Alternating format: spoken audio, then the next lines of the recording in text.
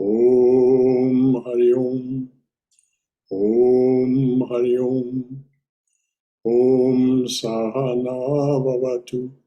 Sahano Bhunaktu. Saha Viryam Karavavahai. Tejasvina Vajitamastu. Ma Vidvishavahai. Om Shanti. Shanti. Shanti. Om. May the Divine Being look over us lovingly as a mother and father. May the Divine Being support and nourish us as a mother and father. May we have the strength and skill to study together the art of spirituality. May no misunderstandings arise amongst us. Om, peace, peace. Peace be unto thee and to us and to all your beloved children everywhere. Well, namaste and welcome everyone to our Tuesday evening reading and discussion of the Gospel of Sri Ramakrishna. We're just beginning the book portion. We finished the introduction. We've now started on the book portion, which is, of course, a fascinating tale of Sri Ramakrishna's relationship with his devotees and disciples, and his relationship with M, the transcriber of the Master's remarks and the creator under the Master's guidance of the Gospel. So that's what we're up to this evening. Is there anything that's left over from earlier sessions that anyone would like to discuss? Any concern, any comment from your own wisdom or experience, or any question, anything at all? All right, then, our beloved reader is Haima, and she will tell us where we are in the book, and she'll read ahead. Okay, good evening and namaste, everybody. We are on page 79 on PDF. God, the only real teacher. That's the topic. That's this evening's topic. We start there. Master, sharply. That's the one hobby of you Calcutta people. Giving lectures and bringing others to the light. Nobody ever stops to consider how to get the light himself. Who are you to teach others? He who is the Lord of the universe will teach everyone. He alone teaches us who has created this universe, who has made the sun and moon, men and beasts, and all other beings, who has provided means for their sustenance, who has given children parents and endowed them with love to bring them up. The Lord has done so many things. Will he not show people the way to worship him? If they need teaching, then he will be the teacher. He is our inner guide. Suppose there is an error in worshiping the clay image. Doesn't God know that through it, he alone is being invoked? He will be pleased with that very worship. Why should you get a headache over it? You had better try for knowledge and devotion yourself. This time, M felt that his ego was completely crushed. He now said to himself, yes, he has spoken the truth. What need is there for me to teach others? Have I known God? Do I really love him? I haven't room enough for myself in my bed, and I'm inviting my friend to share it with me. I know nothing about God, yet I'm trying to teach others. What a shame. How foolish I am. This is not mathematics or history or literature. that one can teach it to others. No, this is the deep mystery of God. What he says appeals to me. This was Yam's first argument with the master, and happily his last. Master, you were talking of worshipping the clay image. Even if the image is made of clay, there is need for that sort of worship. God himself has provided different forms of worship.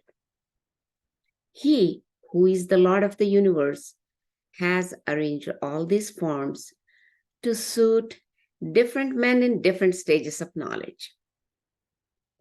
The mother cooks different dishes to suit the stomachs of her different children. Suppose she has 5 children. Oh, let me read that again. The mother cooks different dishes to suit the stomachs of her different children. Suppose she has 5 children. If there is a fish to cook, she prepares various dishes from it: pulao, pickled fish, fried fish, and so on, to suit their different tastes and powers of digestion. Now, let's just Sure. rest our minds on that for a moment. Yes. This is the master saying that we needn't concern ourselves, that whatever it is that is needful for us to assimilate and make our own in the sense of digestion, the Lord and the things of the Lord, that will be provided for us. We don't have to wrestle about and figure it out for ourselves. So this is such a powerful metaphor. 5 children, 5 different ways of preparing the fish. And of course, in the case of the master's children, an unnumbered number of children, but each one will be offered a way of being with, assimilating the divine presence that is appropriate to herself or himself. Any comment or question or concern about any of that from anyone? You know, it makes me think of the Swamis, how all of them have their own different aspect of the master, and that, you know, each person gets what they need, you know. And I think it was Swami Swahananda, you know, that I was listening to, and he said, you know, no one gets all of everything. You know, we all get part, but we all get, you know, different parts. And so, you know, the variety, but we all get it. Precisely. And we get what we need. We get what we need. We get the parts that we need. There's no way for us to be with or assimilate all the different aspects and all the different ways of being with the divine and worshiping the divine. This is why it behooves us, if we're so inclined, to take instruction from one of these swamis, so that they can tell us, do this and you will succeed. This is this, preparing the dish in an appropriate way for each individual child. Thank you, Bhagavan Das, as always. Anything else from anyone? All right, dear, please read on. Okay. And he's questioning Yam, do you understand me? And that's the end of that particular topic. Next topic is need of holy company and meditation in solitude. M, humbly, yes, sir. How, sir, may we fix our minds on God? Master, repeat God's name and sing his glories and keep holy company. And now and then visit God's devotees and holy men. The mind cannot dwell on God if it is immersed day and night in worldliness. in worldly duties and responsibilities. It is most necessary to go into solitude now and then and think of God. To fix the mind on God is very difficult in the beginning, unless one practices meditation in solitude. When a tree is young, it should be fenced all around. Otherwise, it may be destroyed by cattle. I'll read this one more time, Brother Shankara. Master, repeat God's name and sing his glories and keep holy company. And now and then visit God's devotees and holy men. The mind cannot dwell on God if it is immersed day and night in worldliness, in worldly duties and responsibilities. It is most necessary to go into solitude now and then and think of God. To fix the mind on God is very difficult in the beginning, unless one practices meditation in solitude. When a tree is young, it should be fenced all around, otherwise it may be destroyed by cattle. To meditate, you should withdraw within yourself or retire to a secluded corner or to the forest. And you should always discriminate between the real and the unreal. God alone is real, the eternal substance. All else is unreal, that is impermanent. By discriminating. Notice these definitions. I'll ask you to read this again. Oh, yes. Notice the definition. Sure. The reality is eternal, unchanging, infinite.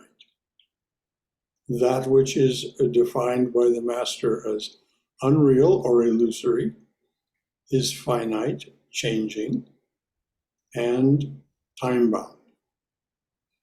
So this is how to discriminate between the real and the unreal. And there's precious little that comes to our attention in the ordinary course of events that fits the description of reality, capital R. Precious little. Because our universe, quite intentionally, by the divine's creation, is ephemeral. It comes and it goes. It arises and passes away. Even so, the body arises and passes away. So any other comments or concerns or questions about any of that before Jaime reads it over again? If someone wasn't to some degree realized, there wouldn't be anything they could bring to mind that was eternal, I don't think. Precisely. If you don't have some degree of, or if you don't have some grasp of what is meant by this, which only comes from diving within through meditation, as the Master has suggested, then there's absolutely no way that you can have any idea what's being talked about. All of our everyday experience is made of the transitory. It arises, it persists for a time, and passes away. That's the experience that we bring to this lifetime, and it is the experience of this lifetime until this grace of desire for spiritual awakening comes in us. And it is a grace. It is the second of the three graces. And so then we begin to get some small understanding, some small grasp of what is meant by the real as opposed to the unreal. Thank you, Bhagavan Das. Anything else from anyone? All right, dear, please read that again. To meditate, you should withdraw within yourself or retire to a secluded corner or to the forest. And you should always discriminate between the real and the unreal. God alone is real, the eternal substance. All else is unreal, that is impermanent. By discriminating thus, one should shake off impermanent objects from the mind. That's the end of that particular topic. One Next, should shake off the impermanent objects from the mind. They will have a grasp on us as long as we allow them to. So this is why the master uses the words shake off. Like you see a dog that has gotten wet, shake off that water. If you've ever seen a dog that's been playing in the water or swimming in the water, they get out of the water and they vigorously shake themselves, and the water flies in every direction. A duck will do the same thing. So this is the image. Shake off. Don't let it hold to you. Any concern or question about that idea of this way of letting it go, shaking it off. Brother Shankara, I just wanted to comment on the fact that these two paragraphs are such a wonderfully condensed summation of what this whole thing is about. Yes. Starting with repeat God's name and sing his glories and keep holy company and now and then visit God's devotees and holy men. And he talks about meditation, he talks about renunciation, or at least going into solitude, and he talks about Vijnana. He talks about discriminating between the real and the unreal. Yes. It's all there. Yes, it's all there. Well, over and over again, we find this in the gospel. Over and over again, we find these concise summaries given to various people in various ways. There's sometimes a complaint made that the gospel is repetitive. Well, yes, it's repetitive. It's meant to be repetitive. We need that repetition in order to assimilate these things. We're not going to get the full value of the fish the way it's prepared for us by the mother the very first time we eat it. We need to eat it repeatedly. And as we do, as someone said earlier, a bit more opens up. I think it was Hyman that was saying more and more opens up. Yes, indeed it does. Not because the content of what we read has changed, but because we have changed. And so we understand more of what we're hearing. Anything else from anyone? The thing is having been in AA for a long time, and then Vedanta, it's really the same things, just a different octave over and over. The same principles, the same surrenders. But the discrimination part is easy. But it's the cunning and baffling power of the mind to cling to the thoughts that you would think you could overcome, but it's just cunning and baffling.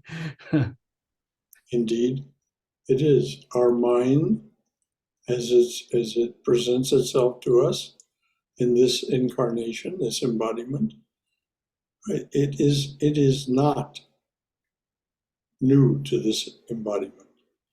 It is, as we're told by the scriptures and by Vivekananda, it's eons old and has very strong habits, is hardwired, as was said by one teacher, and very intelligent.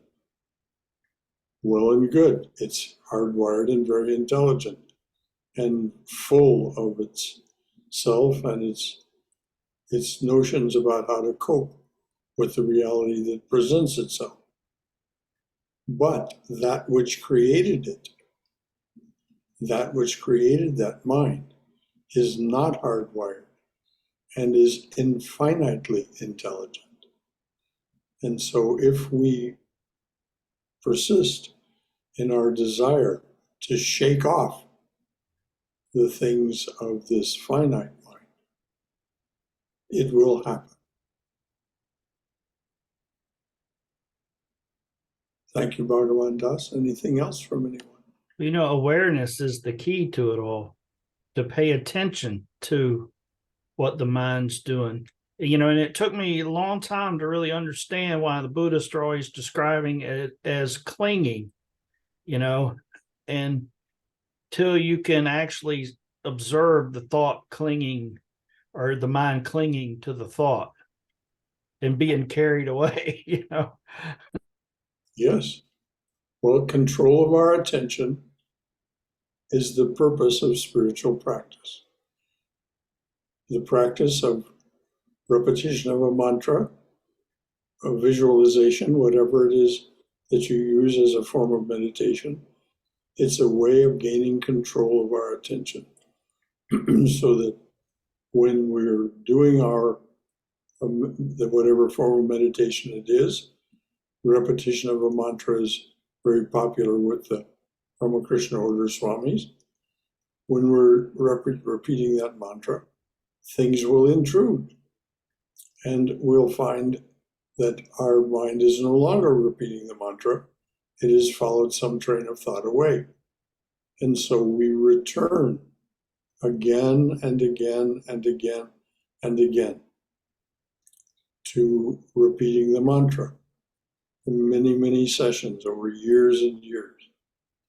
Finally, we gain a measure of control of our attention so that we very rapidly notice when our attention sways away from the mantra and is caught by something else. And it's then we begin to shake off the delusion of the impermanent world, the impermanent, that which comes and goes and is time-defined, and are able to be with the reality of our true being, the Atman, the witness self. It happens slowly and slowly because the mind is old and has all of these long-standing ways of being and habits. In Sanskrit, samskaras. Anything else from anyone? Thank you. All right, dear, please read on. Next topic, God and worldly duties. M humbly asks Sri Ramakrishna, how ought we to live in the world? Master, do all your duties, but keep your mind on God. Live with all, with wife and children, father and mother, and serve them. Treat them as if they were very dear to you, but know in your heart of hearts that they do not belong to you. A maid servant in the house of a rich man performs all the household duties, but her thoughts are fixed on her own home in her native village. She brings up her master's children as if they were her own. She even speaks of them as my Rama or my Hari.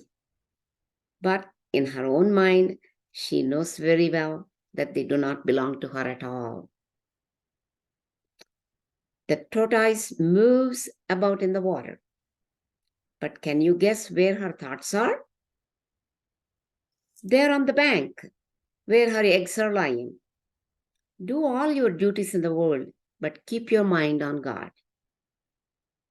If you enter the world without first cultivating love for God, you will be entangled more and more. You will be overwhelmed with its danger, its grief, its sorrows. And the more you think of worldly things, the more you will be attached to them. First, rub your hands with oil and then break open the jackfruit. Otherwise, they'll be smeared with its sticky milk. First, secure the oil of divine love and then set your hands to the duties of the world. But one Please read all that again from the beginning, dear. Sure. Question. From the beginning, right, Brother Shankara? From M's question Okay. right through to where Yes, you this ended up this now. okay. Garden worldly duties. M humbly questions Master. How ought we to live in the world? Master, do all your duties, but keep your mind on God. Live with all, with wife and children, father and mother, and serve them. Treat them as if they were very dear to you, but know in your heart of hearts that they do not belong to you. A maidservant in the house of a rich man performs all the household duties, but her thoughts are fixed on her own home in her native village. She brings up her master's children as if they were her own. She even speaks of them as my Rama or my Hari. But in her own mind, she knows very well that they do not belong to her at all.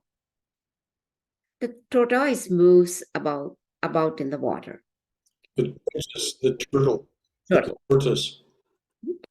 But can you guess where her thoughts are? They're on the bank where her eggs are lying. Do all your duties in the world, but keep your mind on God.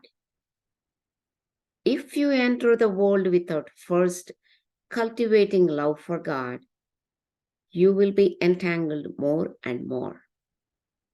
You will be overwhelmed with its danger, its grief, its sorrows. And the more you think of worldly things, the more you will be attached to them. First, rub your hands with oil and then break open the jackfruit. Otherwise, they will be smeared with its sticky milk. First, secure the oil of divine love and then set your hands to the duties of the world. But one must go into solitude to attain this divine love. To get butter from milk, you must let it set into curd in a secluded spot. If it is too much disturbed, milk won't turn into curd. Next, you must put aside all other duties, sit in a quiet spot, and churn the curd. Only then do you get the butter. Further, by meditating on God in solitude, the mind acquires knowledge, dispassion, and devotion. But the very same mind goes downward if it dwells in the world. In the world, there is only one thought, woman and gold. The world is water and the mind milk. If you pour milk into water, they become one. You cannot find the pure milk anymore. But turn the milk into curd and churn it into butter. Then when that butter is placed in water, it will float. So practice spiritual discipline in solitude and obtain the butter of knowledge and love. Even if you keep that butter in the water of the world, the two will not mix. The butter will float.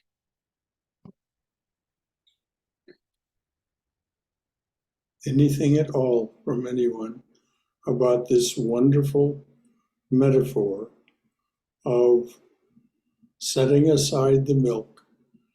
In other words, being away from the world until the milk turns to curd. And then doing your spiritual practices, churning the curd until it turns to butter. Now you cannot mix that butter with water. It will float on water. What a wonderful metaphor for what you attain. And the Master says you'll gain then these spiritual attributes because your mind is no longer dragged down. The butter, if you pull butter under the water and release it, it simply returns to the surface. So any other comments or questions or concerns about any of that?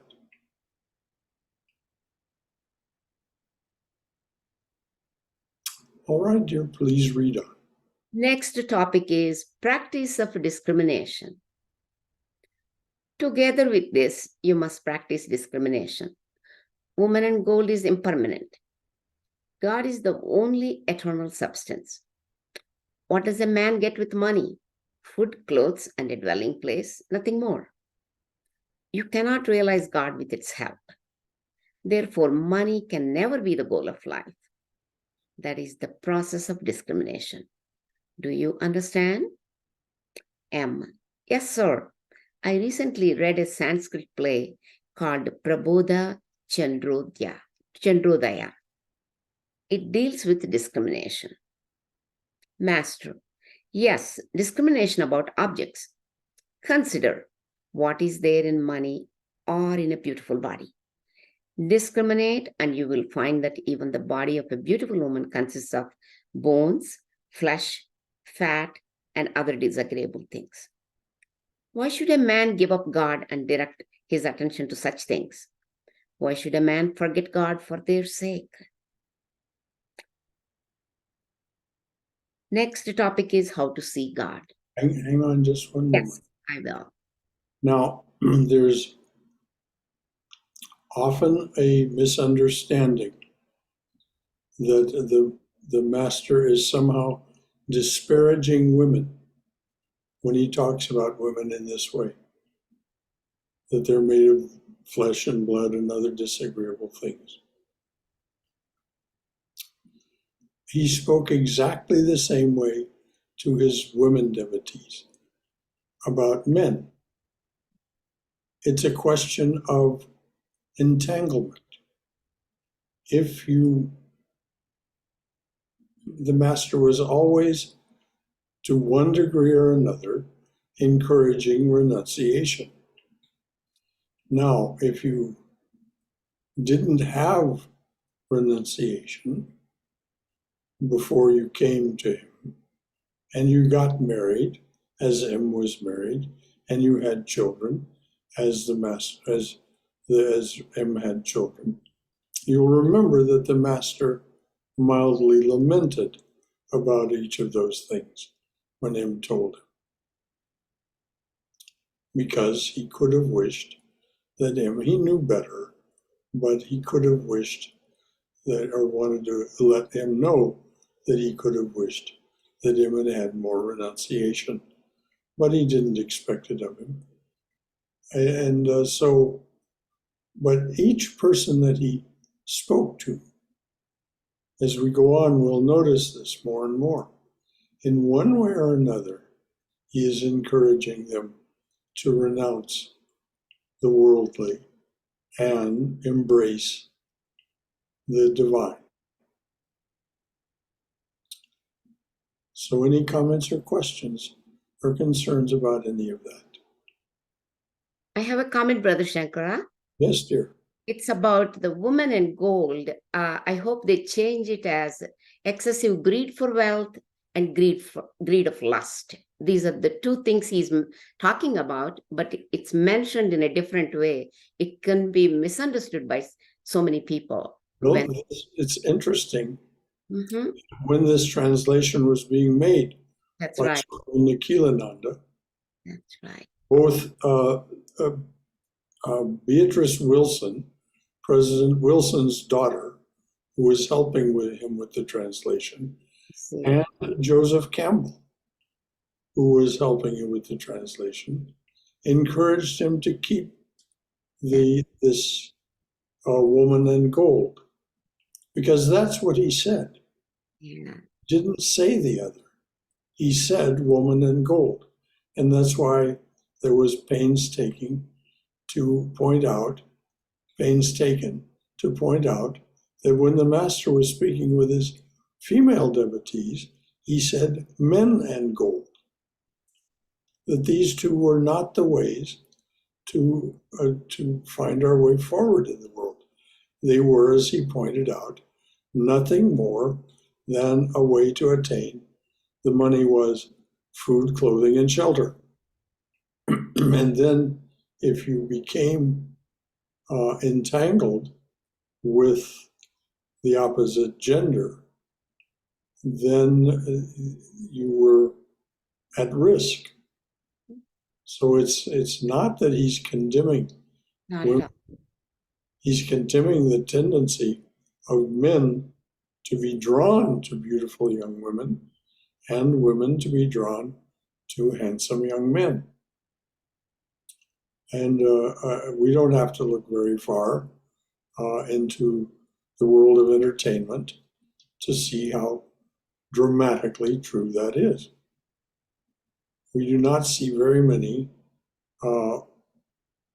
people who are not attractive as stars of stage, screen, and television. Brother Shankara, Yes, dear. isn't it true that women and gold or woman and gold in Bengali is a very catchy phrase? It has alliteration or something like that? Yes, yes, you're right. I heard one of the Swamis, I wish I could remember which one, refer to lust and lucre, Yes. which also has that alliteration. Yes. The only problem is In Bengali, it's Kamani Kancha. okay. Yes, I Kamani, the very attractive young woman. Kamani Kancha, gold. Kamani Kancha. So lust and lucre, yes. You know, the thing is we're having this problem in AA too, about some people are wanting to change the original 164, and you know we're very against that. But Well, what is 164? that's the first 164 pages that are the original thing laid out by Bill and the early founders, that Right. The steps basically and all. But the thing is, the stories in the back can change, but the 164 should never change.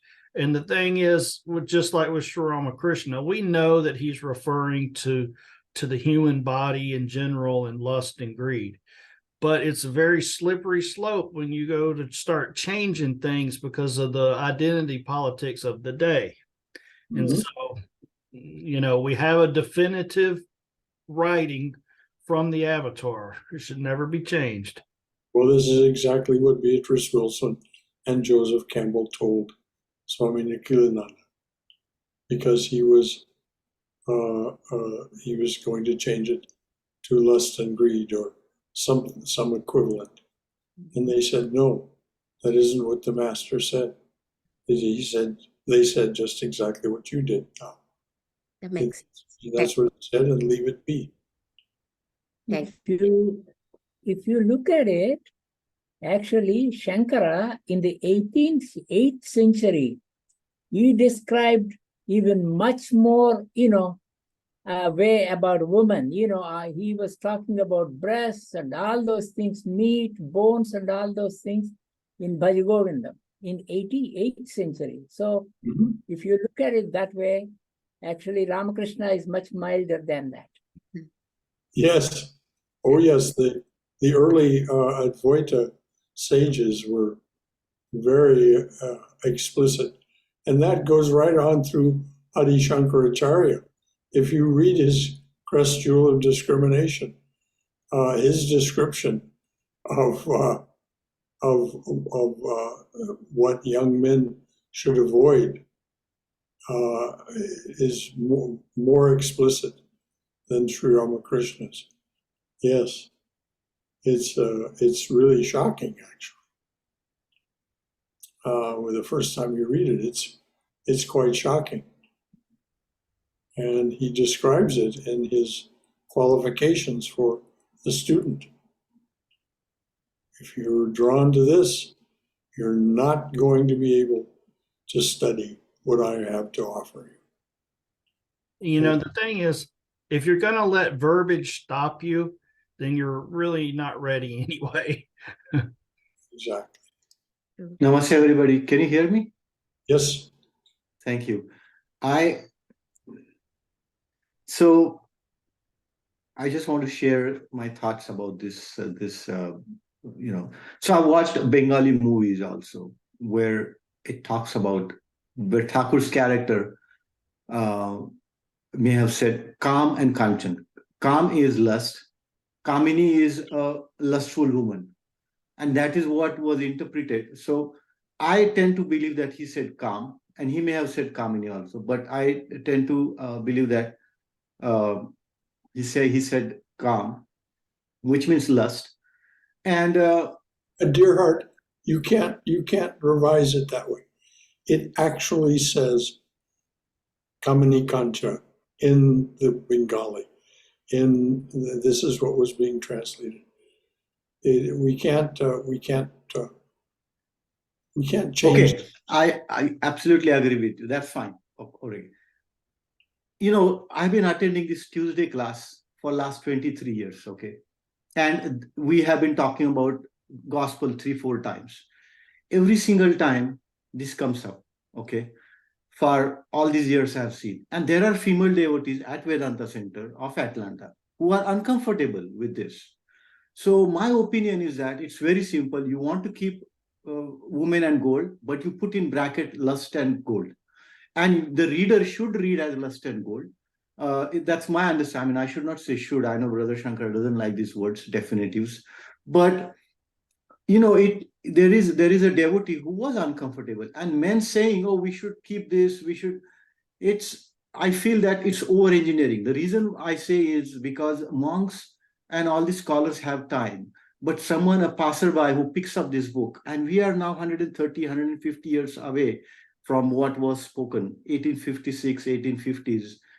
And I feel that the time, though we can keep something original, but I think the essence should stay. If it stays, I know there are a lot of other things, but this is most controversial thing, and I think it should. We can do better. I feel that's all my Shailesh, Swami Prabhavananda would say over and over, never compromise the ideal. Never compromise it. We do not need to compromise it for people who come by and if they don't catch on to this, if this doesn't catch on to them, in spite of these issues, that's not up to us to modify it in such a way that it will catch their attention and hold it. Yeah, I understand, but we just say lust and gold. We can just add that much, right? Lust and gold. Well, we do every time. Every time this comes up, that's exactly what happens. Is that alternative translation is offered, and this is why I go back to what was told to Swami Nikhilananda by Beatrice Wilson and Joseph Campbell. No, that isn't what the Master said. We should leave it as he said it. And so that's my final thought on the matter. We can continue to discuss it if you like, but it's when properly understood by anyone, the Master is not being disparaging of women.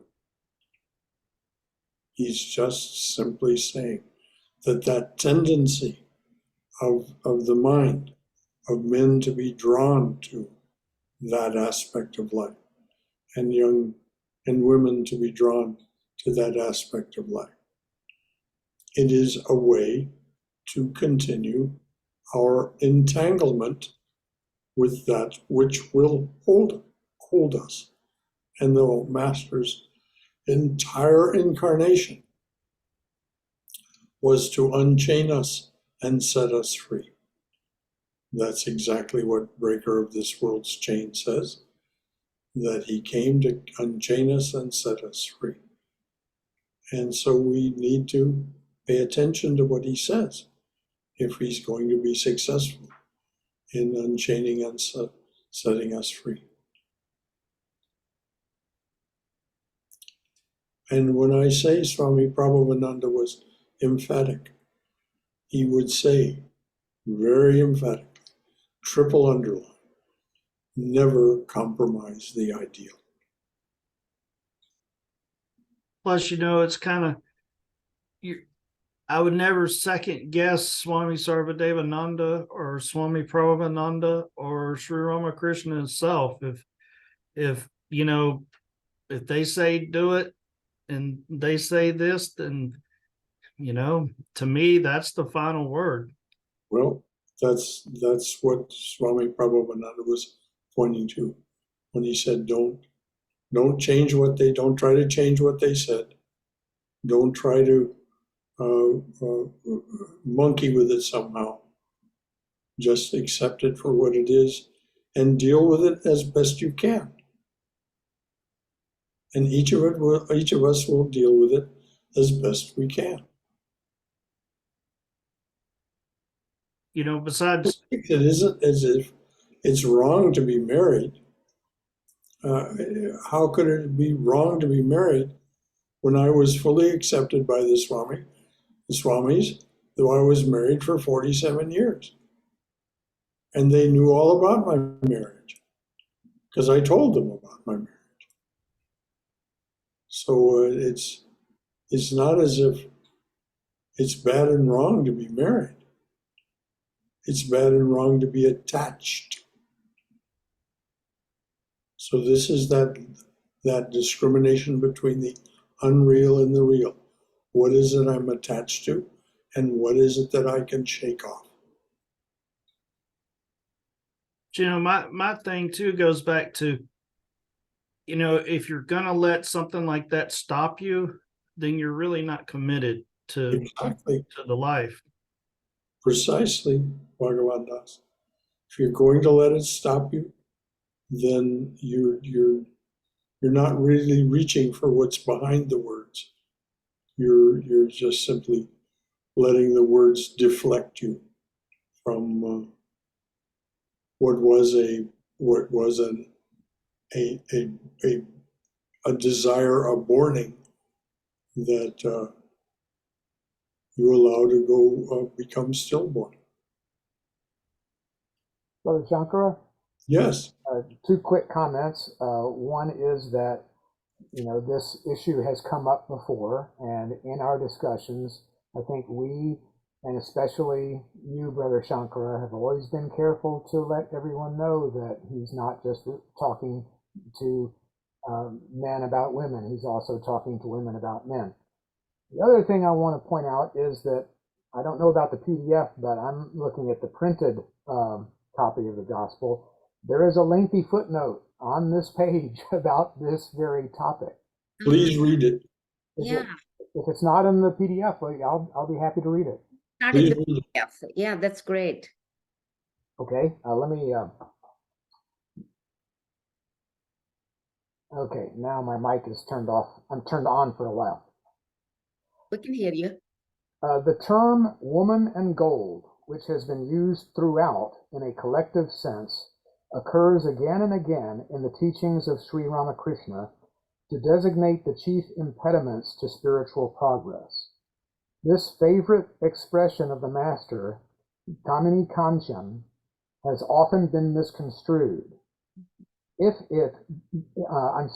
it he meant only lust and greed, the baneful influence of which retards the aspirant's spiritual growth. He used the word kamini, or woman, as a concrete term for the sex instinct when addressing his man devotees. He advised women, on the other hand, to shun man. Kanchan, or gold, symbolizes greed, which is the other obstacle to spiritual life. Sri Ramakrishna never taught his disciples to hate any woman or womankind in general. This can be clearly seen by going through all his teachings under this head, that's what it says, and judging them collectively. The Master looked on all women as so many images of the Divine Mother of the universe. He paid the highest homage to womankind by accepting a woman as his guide while practicing the very profound spiritual disciplines of Tantra. His wife, known and revered as the Holy Mother, was his constant companion and first disciple. At the end of his spiritual practice, he literally worshipped his wife as the embodiment of the goddess Kali, the Divine Mother. After his passing away, the Holy Mother became the spiritual guide not only to a large number of householders, but also of many monastic members of the Ramakrishna order. That's all we needed. That's all people need, outsiders. Like we all know, we have a good understanding of that. And the book says it, that's great. PDF doesn't show that, but that's okay. It's interesting It's very that the Swami Nikhilananda felt the need to create that footnote. That wasn't created by anyone else. So Swami Nikhilananda went to great pains to explain what we've been talking about. Oh, that's great.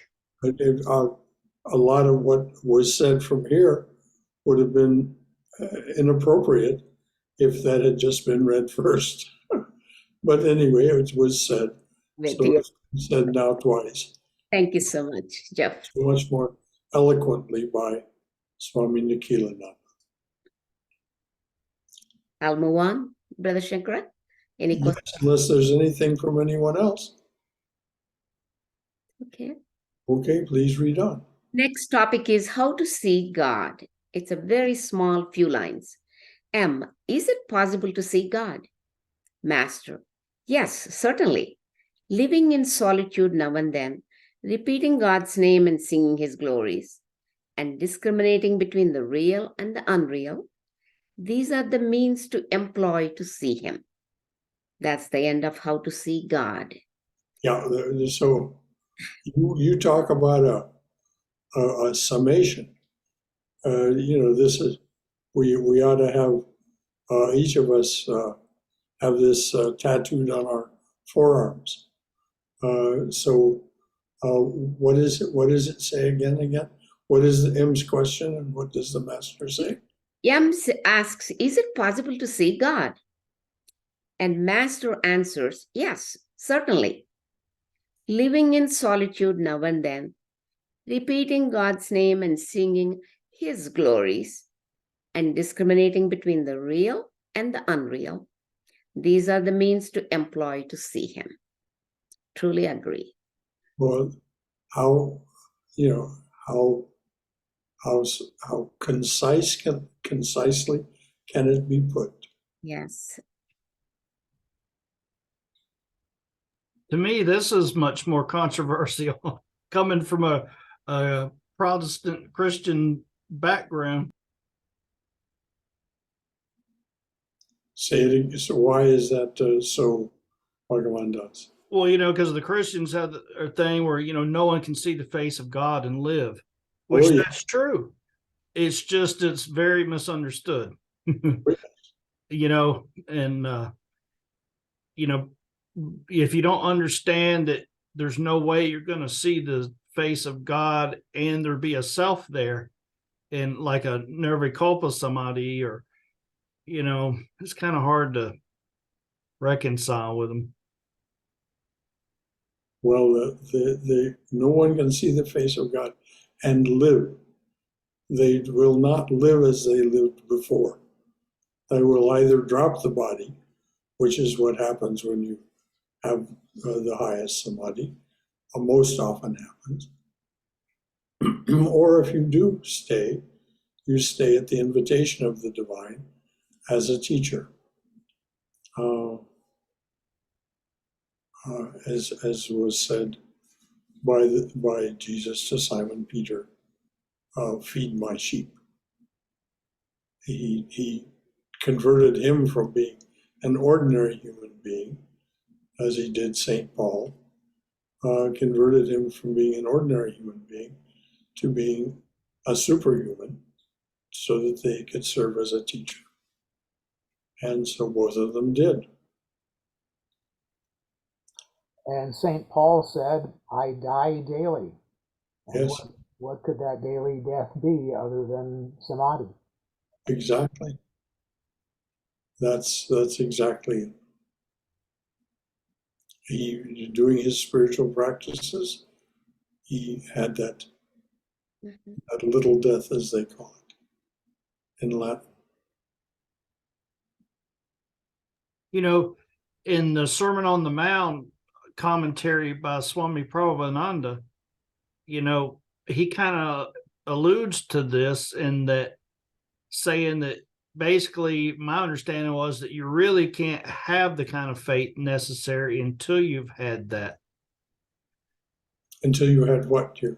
Well, what he called in Christianity is the mystic union, but he's talking about you know, the samadhi of you know, what I think of as dying into the Lord. Well, that's what St. Paul meant, yes. And you know, Christ said, those who drink from my mouth shall not taste death. They will not die in the ordinary sense of the word. It's scattered throughout all of the Holy Scriptures. It's scattered throughout the Upanishads, the Gita, the Gospels, the Gospel of Sri Ramakrishna.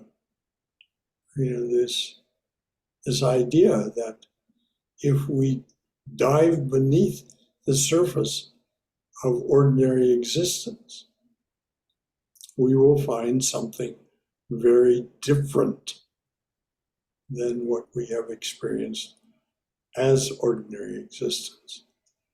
And it's much more compelling, but we have to keep our minds focused on it on a daily basis.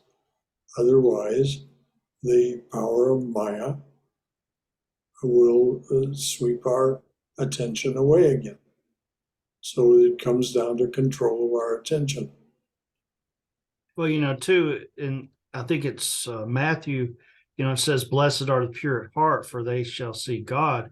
Mm-hmm. And, you know, and I think when you convert the language to Vedanta, it's telling you, you know, the more you purify yourself, the more you're going to be able to see God.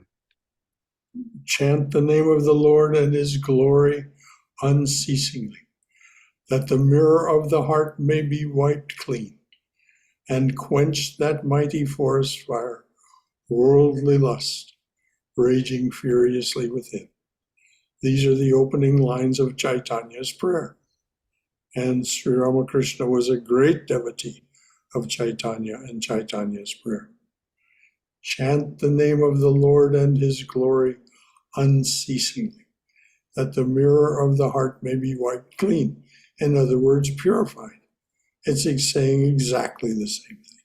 Blessed are the pure in heart, for they shall see God.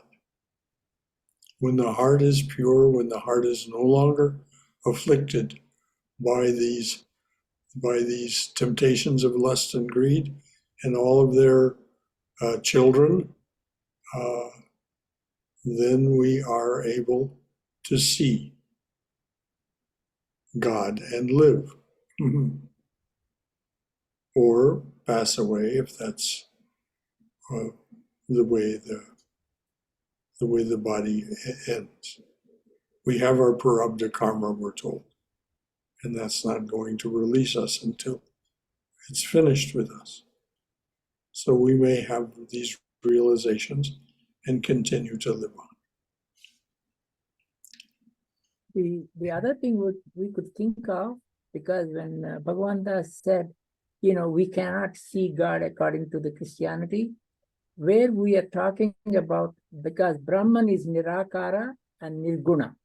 He doesn't have a shape, form, or anything like that. So, but when it comes to the God, it is Saguna or Sakara. It has a form. That is what even Sri Ramakrishna he was talking to mother all the time. So this is the Saguna Brahma. That is a God. Because, Yes, that is the understanding, I think. yes, exactly. There is that aspect of the unknowable Brahman and the Nirguna Brahman. And then there's the Saguna Brahman, which is often thought of as the divine feminine. She's the creator. That's what was talked about this last Sunday. Durga, is she real? Yes, she's real.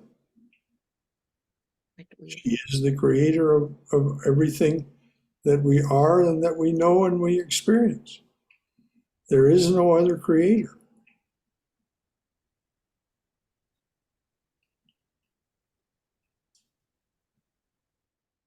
Anything else from anyone? How are we doing for time? Don't have any time, Brother Shankara. I can stop here. It's 8:31 your time. Oh, very good. That's I'm the glad I asked then. yes. Is there anything else from anyone? Any final thought, any final comment or concern? I have a comment. We don't see as a God as a person in front of us, but we experience through our practices, we experience the divine grace, we experience God in many different ways. That's how I believe. Oh, yes. With as long as we have faith and devotion. Yes, it is the Ingredient. delight. It is the delight of the divine. Yes, these It two presents itself to us in many different ways. many different ways. That's right. Haima, And it's one thing I think we should also remember, when Vivekananda asked Ramakrishna, he said, I see him much better than what I see you. Yes, he And did. I talk to him. So there is always the possibility you might be able to see him. That's in our we oh experience. yes, oh yes, oh yes. Yeah. Yes, in our experience we do. We and they at first it comes as glimpses, Agree with you. and then later it becomes more and more frequent, and ultimately it becomes continuous. This is when we become established in samadhi. But just we can take great delight in the fact that it increases and increases as time goes on. Mhm. Yes. So, any final thought from anyone? Anything else? Yep. All right. Jai Shri Guru Maharaj Ji Ki Jai. Durga, Durga, Durga. May we all be safe. May we all be healthy. May we all be cheerful. May we all have peace of mind. And may we go forward secure in the knowledge that the mother and father of which we speak, when we say, may the divine being look over us as mother and father, that divine being is holding us in its loving and protective embrace. Jai Shri Guru Maharaj Ji Ki Jai. May we all be well and in bright spirits. So until tomorrow night, dear, till tomorrow night, may you have a wonderful night and day tomorrow. See you then.